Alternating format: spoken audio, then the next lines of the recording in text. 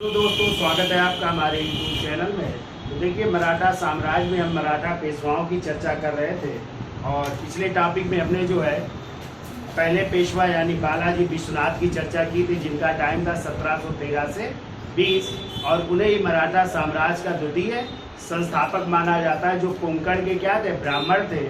और उन्होंने ही जो है मुगल सेनापति हुसैन अली खां से कौन सी संधि की थी, दिल्ली की संधि की थी। कब? 1719 में। और इसी संधि को रिचर्ड टेम्पल ने जो है मराठा साम्राज्य का मैग्ना कार्टा कहा था। फिर जब 1720 में बालाजी विश्वनाथ की मृत्यु हो गई तो अगले पेशवा बने थे उनके बेटे, और उनके बेटे का नाम था बाजीराव प्रथम। और बाजीराव प्रथम का टाइम है 1720 से लेकर के 1740 ईस्वी तक। और यही बाजीराव प्रथम थे जिन्होंने मराठा साम्राज्य की पताका को कहाँ से, कटक से अटक तक फहरा दिया था। और हमने आपको बताया था शिवाजी के बाद गुरिल्ला युद्ध प्रणाली के सबसे बड़े जो है प्रतिपादक माने जाते हैं कौन, बाजीराव प्रथम। फिर हमने आपको बताया था बाजीराव प्रथम ने निजाम को कई बार पराजित किया। और जैसे हमने बताया था किस युद्ध में, पालखेड़ा के युद्ध में तो एक संधि करनी पड़ी थी, मुंशी शिवगांव की संधि करनी पड़ी थी ना। तो इसके बाद जो हमने आपको बताया था कि इसी ने जो है बुंदेला सरदार छत्रसाल की मदद की थी। और तभी छत्रसाल ने जो है इनको एक महिला या नर्तकी उपहार स्वरूप प्रदान की थी, उसका नाम क्या था, मस्तानी। आप 1740 में बाजीराव प्रथम की मृत्यु हो गई। इसके बाद अगले पेशवा बने थे बाजीराव, जिनका टाइम है 1740 से लेकर के 1741। ठीक है। और इन्हीं बाजीराव के समय ही युद्ध हुआ था पानीपत का तृतीय युद्ध। कब? 14 जनवरी 1761। तो मराठों और किसके बीच, अहमद शाह अब्दाली या मराठों या अफगानों के बीच। तो कौन पराजित हो जाते हैं? मराठे। ठीक है। तो यदि आ जाए मराठा साम्राज्य का नेतृत्व किसने किया था इस युद्ध में, तो इस युद्ध में नेतृत्व किया था विश्वासराव, और उनके जो है संरक्षक के रूप में गए थे सदाशिव राव। ठीक है। और आ जाए मराठों की तरफ से तोपखाने का नेतृत्व किसने किया? इब्राहिम गाजी। तो वो भी युद्ध में मारे गए थे। ये दोनों लोग भी मारे गए थे ना। तो इनकी पराजय की सूचना बाजीराव के पास कैसे पहुंची थी? एक व्यापारी द्वारा कूट संदेश में, जिसमें लिखा था 2 मोती नील हो गए, 27 सोने की मोहरें, चांदी और तांबे की गणना ही नहीं की जा सकती। और हमने बताया था इस युद्ध के प्रत्यक्षदर्शी थे काशी राज पंडित। कौन थे? वो प्रत्यक्षदर्शी थे इस युद्ध के। ठीक है। अब देखिए क्या हुआ 1761 में जब ये पानीपत का युद्ध हुआ, इसमें बाजीराव के बेटे यानी विश्वासराव मारे गए और उनके चचेरे भाई कौन मारे गए? सदाशिव राव भाऊ। तो कहते हैं अपने बेटे और भाई के सदमे को बर्दाश्त नहीं कर पाते। और थोड़े दिन बाद ही यानी 23 जून 1761 को किसकी, बाजीराव की मृत्यु हो गई। जब मृत्यु हो गई तो उनके दूसरे बेटे, जिसका नाम था माधवराव प्रथम, जो इस समय 18 वर्ष का नौजवान है, उसको गद्दी पर बैठाया जाता है। तो माधवराव फर्स्ट का टाइम है 1761 से 1772 ईस्वी। ठीक है। तो देखिए पिता का नाम क्या था इनके? पिता का नाम था बालाजी बाजीराव है। और हमने आपको बताया कि बाजीराव की मृत्यु कब हो गई? 23 जून 1761 को। ठीक है। इनकी क्या हो जाती है? मृत्यु हो जाती है। जब इनकी मृत्यु हो गई तो मराठा वैसे तो गहरे सदमे में आ जाते हैं। देखिए ये जो है अगला पेशवा बन रहा है। और इस समय माधवराव की आयु है, यदि उम्र पूछी जाए तो इस समय 18 वर्ष के। कितने वर्ष के? 18 वर्ष के। ठीक है। 18 वर्ष की आयु में गद्दी पर बैठते हैं और इन्होंने मराठा साम्राज्य को फिर सुदृढ़ कर रहे हैं। ठीक है। फिर मजबूती प्रदान कर रहे हैं। और इन्होंने जो है 1763 में, ठीक है, निजाम को पराजित कर रहे थे। निजाम फिर जो है इनसे युद्ध लड़ रहा है, तो निजाम को पराजित कर रहे हैं। और पराजित करने के बाद निजाम से एक संधि कर रहे हैं, और वही है राक्षस भुवन की संधि। कौन सी संधि?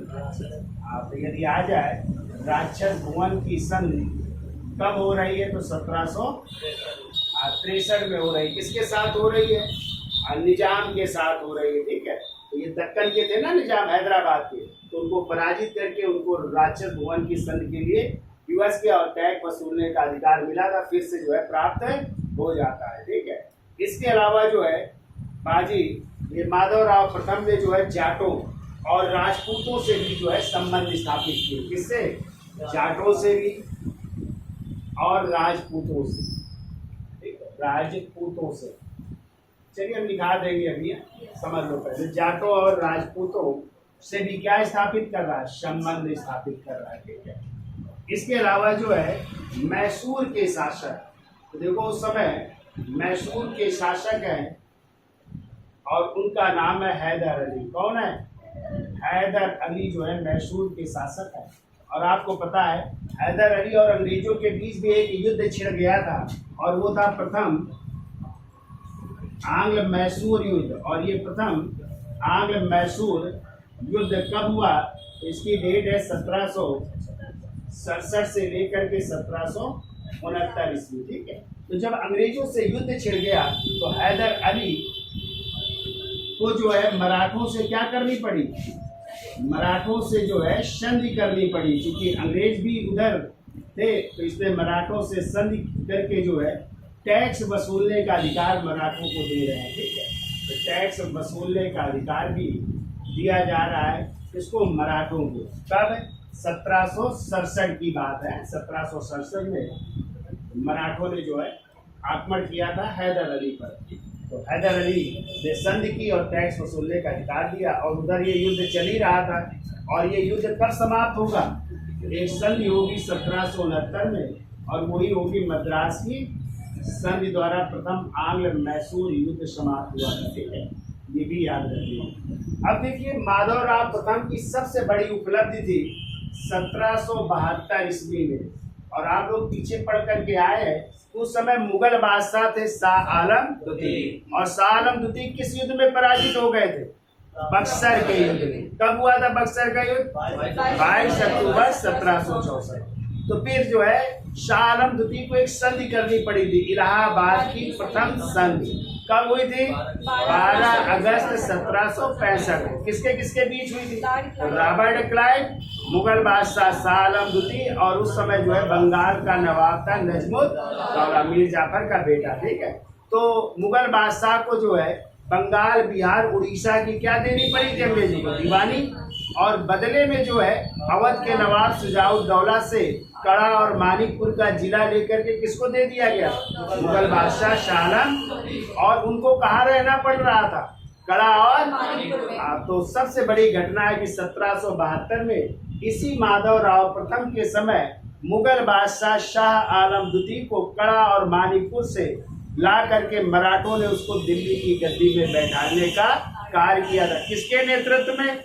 महादजी सिंधिया के नेतृत्व में।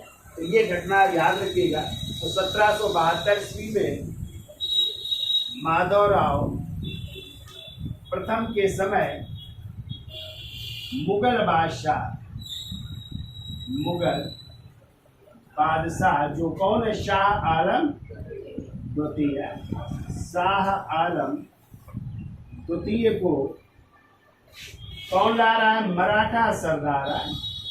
मराठा सरदार जिनका नाम है महादजी सिंधिया है। महादजी सिंधिया के नेतृत्व में इनको कहाँ पे बैठाया जा रहा है? दिल्ली की गद्दी में। दिल्ली की गद्दी में इनको बैठाया गया। किसको? मुगल बादशाह शाह आलम द्वितीय को। तो ये बड़ी उपलब्धि थी किसकी? माधवराव प्रथम की। ठीक है, अब देखिए 1772 ईस्वी में माधवराव प्रथम की क्या हो जाती है? मृत्यु हो जाती। तो मराठे फिर गहरे संकट में आ जाते। अब जब माधवराव प्रथम की मृत्यु हो गई तो उनका छोटा भाई गद्दी पर बैठता है जिसका नाम है नारायण राव। अगला पेशवा कौन बन रहा है? नारायण राव। इसका स्क्रीनशॉट ले लो, फिर आगे चलते हैं। तो देखिए माधवराव प्रथम की 1772 में क्या हो जाती है? मृत्यु हो जाती है। तो माधवराव प्रथम के माधव राव प्रथम के छोटे भाई हैं। अगले क्या बन रहे हैं? पेशवा। तो छोटे भाई कौन है? नारायण। और इनका संरक्षक बनाया जाता है। इनके संरक्षक हैं इनके चाचा, और चाचा का नाम है रघुनाथ राव। क्या नाम है? रघुनाथ राव, यानी को राघोबा भी कहते हैं। क्या कहते हैं? राघोबा भी कहते हैं। तो ये इनकी क्या बन रहा है? संरक्षक। लेकिन रघुनाथ राव भी क्या बनना चाहता था? पेशवा बनना चाहता था। तो इसलिए उसने क्या किया? 1773 ईस्वी में 1773 ईस्वी में अपने भतीजे यानी किसकी? नारायण राव की नारायण राव की क्या करवा दी? हत्या करवा देता। ठीक है, हत्या करवा दी और स्वयं जो है पेशवा बनने का दावा पेश किया। ठीक है, इसको पेशवा मान भी लिया जाता है। लेकिन तभी एक घटना घटित होती है। इन नारायण राव की पत्नी, उसी समय इनकी पत्नी का नाम था गंगाबाई। क्या नाम था? गंगाबाई। तो जब इनकी मृत्यु हो गई थी नारायण राव की, तो इनकी पत्नी गंगाबाई ने एक पुत्र को जन्म दिया। पुत्र को क्या दिया?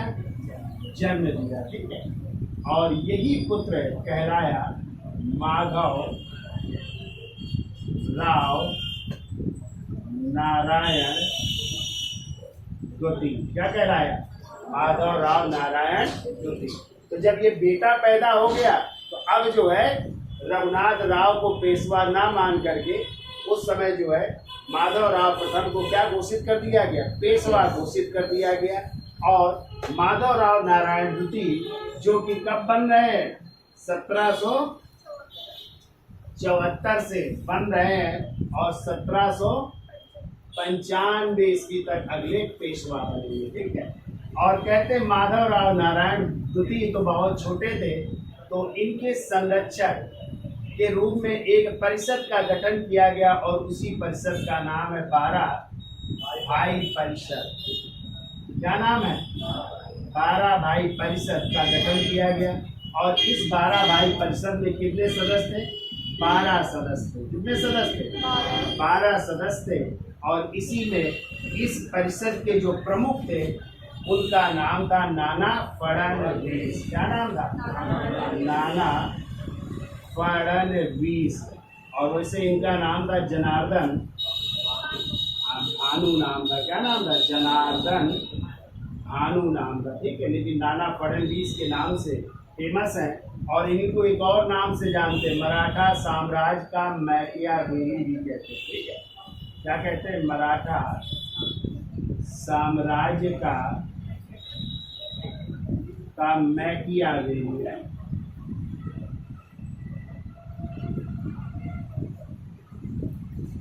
मराठा साम्राज्य का मैकियावेली आ जाए तो किसे कहते हैं? नाना फड़नवीस। ठीक है, तो नाना फड़नवीस जो है 12 भाई परिषद के क्या बने? प्रमुख बने। और पेशवा कौन बन जा रहा है? माधव राव नारायण द्वितीय पेशवा बन जा रहा है। ठीक है, अब जो है रघुनाथ राव जो इनके चाचा थे वो भी षड्यंत्र की शुरुआत करते, वो भी क्या बनना चाहता था? पेशवा। तो ये जो है भाग करके जो है पहुंच जाता है बम्बई। कहाँ पहुंचता है? बम्बई पहुंचता है। और उस समय जो बम्बई की अंग्रेजी सरकार होती है उनसे एक संधि करता है, और वही संधि कहलाती है 7 मार्च 1775 को। कौन सी संधि? सूरत की संधि। तो सूरत की संधि किसके किसके बीच हो रही है? अंग्रेजों के बीच प्लस जो है रघुनाथ राव के बीच हो रही। ठीक है, और इस संधि द्वारा जो है जो बम्बई की अंग्रेजी सरकार है, बम्बई की अंग्रेजी जो सरकार है वो किसको पेशवा घोषित कर देती है? रघुनाथ राव को पेशवा घोषित कर देती है। तो ये बात जो है खराब लगती नाना फड़नवीस को, चूंकि इस 12 भाई परिषद ने किसको पेशवा घोषित कर रखा है? माधव राव नारायण द्वितीय को। और इसी समय जो है एक युद्ध शुरू हो जाता है और वही युद्ध कहलाता है प्रथम आंग्ल मराठा युद्ध। तो प्रथम आंग्ल मराठा युद्ध की यदि शुरुआत पूछी जाए कब हुई, तो प्रथम आंग्ल मराठा युद्ध की शुरुआत होती है इसी संधि के बाद, सूरत की संधि जो कब हुई थी 7 मार्च। तो इस तरह 1775 में ये युद्ध शुरू हुआ और समाप्त होगा 1782 में समाप्त होगा। किस संधि द्वारा समाप्त होगा? एक संधि होगी सालाबाई की संधि। कौन सी संधि?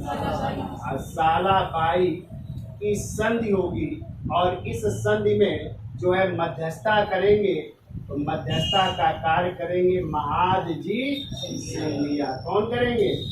महादजी सिंधिया की मदद से जो है अंग्रेजों और मराठों के बीच क्या हो जाएगी? सालाबाई की संधि, और इसी संधि द्वारा प्रथम आंग्ल मराठा युद्ध समाप्त हो जाए। तो क्या कहानी है तो थोड़ी सी समझ लेते हैं, फिर ये युद्ध तो हम बाद में करवा देंगे। प्रथम आंग्ल मराठा युद्ध 1775 से 82 हुआ, फिर द्वितीय आंग्ल मराठा युद्ध होगा 1803 से 5 है, और तृतीय आंग्ल मराठा युद्ध होगा 1817 से 1818। ठीक है, तो अंतिम रूप से बाजीराव द्वितीय जो पेशवा थे वो पराजित हो जाएंगे और उनको पेंशन दे करके कहाँ भेज दिया जाएगा? पिठोर। ठीक है, वहाँ पे रहने लगेंगे आकर के। तो चलिए यहाँ पे आप लोग समझ गए 7 मार्च 1775 को कौन सी संधि हो रही? सूरत की। किसके किसके बीच? अंग्रेजों और रघुनाथ राव के बीच। ठीक है, और इस समय चूंकि ये संधि हो रही बम्बई की अंग्रेजी सरकार द्वारा, जो बम्बई प्रेसिडेंसी है, ठीक है, वहाँ की सरकार द्वारा हो रही है। और ये लोग किसको पेशवा मान लेते? रघुनाथ। तो जब ये बात नाना फडणवीस और इनको पता चलती है तो ये मुलाकात करते हैं कलकत्ता काउंसिल के प्रधान, या उस समय बंगाल के गवर्नर जनरल, और बंगाल का गवर्नर जनरल कौन है? Warren Hasting. तो वारेन हेस्टिंग से बात करते हैं, तो वारेन हेस्टिंग जो है भेजता है अपने एक अधिकारी के रूप में कैप्टन अपटन को। किसको भेजता है? कैप्टन अपटन को भेजता है। कहाँ भेजता है? पूना, क्योंकि पेशवा कहाँ से शासन कर रहे हैं? पूना। तो पूना आता है और कैप्टन अपटन और किसके बीच? नाना फडणवीस के बीच एक संधि हो रही है, और वही संधि कहलाती है 1 मार्च 1776 को पुरंदर की संधि। कौन सी संधि? पुरंदर की संधि। पुरंदर की संधि हो रही है, और ये पुरंदर की संधि किसके किसके बीच हो रही है? तो एक तरफ है कैप्टन अपटन प्लस नाना फडणवीस के बीच हो रही है। कैप्टन अपटन और नाना फडणवीस के बीच हो रहे हैं। अब कैप्टन अपटन को कौन भेज रहा है?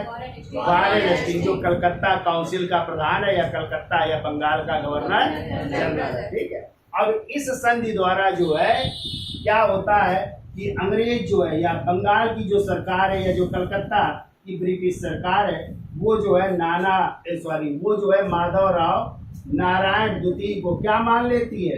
पेशवा मान लेती है। यानी जो कलकत्ता की सरकार है अंग्रेजी, वो किसको पेशवा मान ले रही है? माधवराव नारायण। और साथ में इस संधि द्वारा ये भी बात होती है कि जो रघुनाथ राव है, इनको जो है यही पेशवा क्या देंगे? इसको जो है पेंशन देंगे। कितने हजार? तो रघुनाथ राव को जो है 25,000 रुपए। कितने हजार? 25,000 रुपए वार्षिक पेंशन दे करके इनको गुजरात के पास एक स्थान है कोपर गांव भेज दिया जाता है। कहाँ पे? कोपर गांव भेज दिया जाता है। लेकिन ये जो बम्बई की सरकार है, ये अंदर ही अंदर किसका समर्थन करती रहती है? रघुनाथ राव का समर्थन करती रहती है। तो अंग्रेजों से फिर कई युद्ध होते हैं। ठीक है, अब अंग्रेजों से कई युद्ध होंगे, उनकी हम चर्चा करेंगे जब आपको आंग्ल मराठा ये युद्ध पढ़ाएंगे। ठीक है, कौन कौन से युद्ध। अब जो है उस युद्ध के बाद जो है, तो युद्ध तो होते रहते हैं, अंग्रेजों से भी युद्ध हो जाते हैं, लेकिन तभी जो है माधवराव नारायण द्वितीय कहते हैं अपने इन अधिकारियों से परेशान था जिनके संरक्षक में वो कार्य कर रहा था। किससे? नाना फडणवीस और महादजी सिंधिया। लेकिन 1795 में महादजी सिंधिया की तो मृत्यु हो जाती है। महादजी सिंधिया की मृत्यु कब हो गई? 1795 में इनकी तो मृत्यु हो गई, लेकिन नाना फडणवीस अभी भी जिंदा है। तो और नाना फडणवीस की मृत्यु होगी कब? 1800 में। कब होगी? इनकी मृत होगी 1800 ईस्वी में होगी। तो कहते हैं कि इनसे परेशान था नाना फडणवीस और सिंधिया जी से, इसलिए क्या किया, माधवराव नारायण द्वितीय ने 1795 ईस्वी में क्या कर ली, आत्महत्या। ठीक है, तो आत्महत्या कर ली, चूंकि उसको ओपन करने को कुछ नहीं मिलता था, अधीन रह करके कार्य करता था, जैसा ये कहते थे उसको करना पड़ता, इस कारण आत्मग्लानि आ गई उसको। ठीक है, और डिप्रेशन भी कह सकते हैं, उसका शिकार हो गया और उसने 1795 में क्या कर लिया, और जैसे आत्महत्या की तो मराठे पुनः गहरे संकट में। अब जो है इसका उत्तराधिकारी कोई नहीं होता है, तो इसी रघुनाथ राव जिसकी अभी हमने चर्चा की, ठीक है, इसी रघुनाथ राव के बेटे जिसका नाम है बाजीराव द्वितीय को अगला क्या बनाया जाता है, पेशवा बनाया जाता है। तो इस तरह कब से 1795 से लेकर के कब तक 1818 ईस्वी तक अगला पेशवा कौन बनता है, बाजीराव द्वितीय। ठीक है, चलो उसकी भी कहानी देख लेते हैं, तो इसका स्क्रीन शॉट ले लो, आगे चलते हैं। तो देखिए माधव राव नारायण द्वितीय जो है, माधव राव नारायण द्वितीय कब आत्महत्या कर ली, 1795 में। क्या कर ली उसने, आत्महत्या कर ली। ठीक है, तो जब आत्महत्या कर ली तो इसके बाद जो है अगला पेशवा बन रहा है रघुनाथ राव का पुत्र है, रघुनाथ राव का पुत्र जिसका नाम है बाजीराव द्वितीय। तो बाजीराव द्वितीय अगले पेशवा बन गया। ठीक है, तो कहते हैं ये जो है इतना कुशल जो है पेशवा नहीं था, लेकिन इसने एक कांड कर दिया। कब, 1801 ईस्वी में। 1801 ईस्वी में इसने, उस समय जो है होलकर थे जिनका नाम था जसवंत राव होलकर। 1801 ईस्वी में उसने जसवंत राव होलकर, इनके भाई थे, होलकर के भाई जिनका नाम था बिट्ठू जी। क्या नाम था, कैसे बिट्ठू जी की क्या करवा दी, हत्या करवा दी। इनकी जब हत्या करवा दी तो इससे जो है जसवंत राव होलकर क्या हो जाते हैं, नाराज हो जाते हैं, और इस कारण जसवंत राव होलकर ने एक स्थान पड़ता है हृदय नगर नामक स्थान। कौन सा स्थान, हृदय नगर नामक स्थान पे इन्हीं बाजीराव द्वितीय, बाजीराव द्वितीय प्लस सिंधिया, चूंकि महाजी सिंधिया तो मर चुके थे, उनके उत्तराधिकारी समय सिंधिया शासक थे, इनकी दोनों की सम्मिलित सेना को क्या कर दिया, पराजित कर दिया। ठीक है, जब पराजित कर दिया तो भाग करके जो है बाजीराव द्वितीय पहुंचे अंग्रेजों के पास। किसके पास, अंग्रेजों के पास पहुंचे, और अंग्रेजों से 31 दिसंबर 1802 को बाजीराव ने एक संधि की, बसीन की संधि। कौन सी संधि, बसीन की संधि के तहत जो है बाजीराव द्वितीय ने सहायक संधि स्वीकार कर ली। क्या स्वीकार कर ली, सहायक संधि स्वीकार कर लेता। चूंकि इस समय गवर्नर कौन है, जनरल लॉर्ड वेले जली, और वेले जली की आप लोगों ने पढ़ी है, सहायक संधिया। क्वेश्चन आता है लॉर्ड वेले जली की सहायक संधि स्वीकार करने वाला पहला राज्य कौन था, तो हमने आपको पढ़ाया 1798 में हैदराबाद के निजाम। ठीक है, वही है ना हैदराबाद। तो इसने भी क्या स्वीकार कर ली, बसीन की संधि स्वीकार कर लेता है, और सहायक सेना रखना स्वीकार कर लेता है। इस कारण जो है, और जो मराठा सरदार है वो जो है नाराज हो जाते हैं, किससे, बाजीराव द्वितीय से, और अंग्रेजों से एक युद्ध छिड़ जाएगा, और वो ही कहलाएगा द्वितीय मराठा युद्ध। कौन सा युद्ध, और ये शुरू हो जाएगा 1803 से 1805।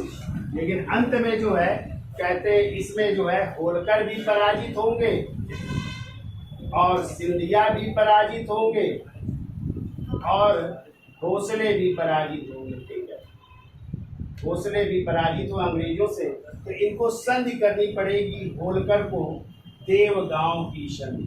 इसकी संधि तो अंग्रेजों से कौन सी संधि करनी पड़ी? 1803 में देवगांव की संधि, ठीक है। सॉरी 1803 या 5 में जो है कौन सी संधि करनी पड़ेगी?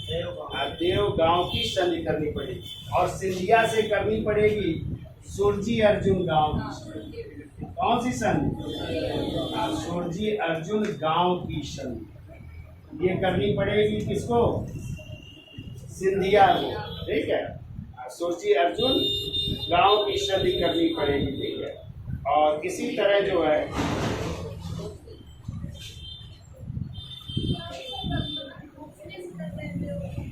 होलकर से होगी राजपुर घाट की संधि।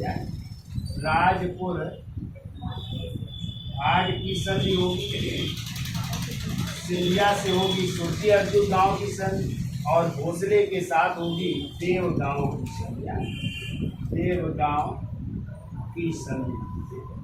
और इस संधियों द्वारा जो है ये द्वितीय आंग्ल मराठा युद्ध भी क्या हो जाएगा? समाप्त। ये सब अंग्रेजों से क्या कर लेंगे? संधियां कर लेंगे, ठीक है। इनको राज्य भी अपना अपना क्या करना पड़ेगा? देना पड़ेगा, ठीक है। अब इधर जो है कुछ दिन तो शासन चलता रहता है, ये बने रहते हैं पेशवा, लेकिन तभी शुरू हो जाएगा तृतीय आंग्ल मराठा युद्ध। कौन सा?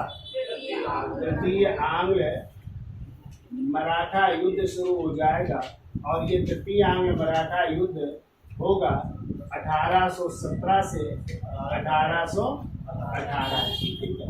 और इसी में जो है तृतीय आंग्ल मराठा युद्ध में सभी मराठा जो है, चाहे होलकर हो, सिंधिया हो, चाहे भोसले, सबको अंग्रेजों से संधि करनी पड़ेगी। और इनको बाजीराव द्वितीय को भी जो है क्या करनी पड़ेगी? संधि करनी पड़ेगी। और इसके बाद जो है बाजीराव द्वितीय का इस संधि द्वारा पूना का प्रदेश जो है, क्योंकि कहाँ के पेशवा थे? पूना का प्रदेश इनसे छीन लिया जाएगा। और इनको क्या दे दी जाएगी? पेंशन। और इनको पेंशन दे करके कानपुर के पास जो है बिठूर में भेज दिया जाएगा। तो इनको पेंशन मिलती रहेगी। और कहाँ पे रहने आ जाएंगे? बिठूर। अब देखो बाजीराव द्वितीय के कोई पुत्र नहीं था, उन्होंने भी गोद लिया था, ठीक है। इनके दत्तक पुत्र होते हैं जिनका नाम था दोंदू पंत। क्या नाम था? दोंदू पंत नाम था। और इनको भी कहते हैं नाना साहब कहते हैं, ठीक है। तो कहते हैं दोंदू पंत जो इनके दत्तक पुत्र है अंग्रेजों से, चूंकि अंग्रेजों ने इनकी पेंशन भी बंद कर दी। बाजीराव द्वितीय को तो मिलती रही, लेकिन उनके बेटे या दत्तक पुत्र को पेंशन भी बंद कर दी गई थी। इसी कारण जो है नाना साहब ने अपना पूना प्रदेश पाने के लिए, क्योंकि पूना प्रदेश तो छीन ही गया था, और पेंशन प्राप्त करने के लिए ही 1857 के विद्रोह में भाग लिए। क्वेश्चन आता है कि नाना साहब ने 1857 के विद्रोह में कहाँ से नेतृत्व किया था? कानपुर से नेतृत्व किया था। और क्वेश्चन आता है नाना साहब के कमांडर इन चीफ कौन? तात्या टोपे, जिनका असली नाम था रामचंद्र पांडुरंग था, ठीक है। और फिर कहते हैं इस 1857 के विद्रोह में नाना साहब पराजित हो जाएंगे। और पराजित होने के बाद कहाँ चले जाएंगे? नेपाल भर जाएंगे। फिर इनका कुछ पता नहीं चलता। तो ये आपके मराठा पेशवाओं की कहानी है, ठीक है। याद हो जाएगा। माधवराव प्रथम, नारायण राव, फिर माधवराव नारायण द्वितीय, और अंतिम पेशवा है बाजीराव, ठीक है। और यहीं से पेशवाओं का काम खत्म हो जाएगा, उनका पूना प्रदेश छिन जाएगा, ठीक है। तो याद हो जाएगा। इसका स्क्रीन शॉट ले लो। धन्यवाद।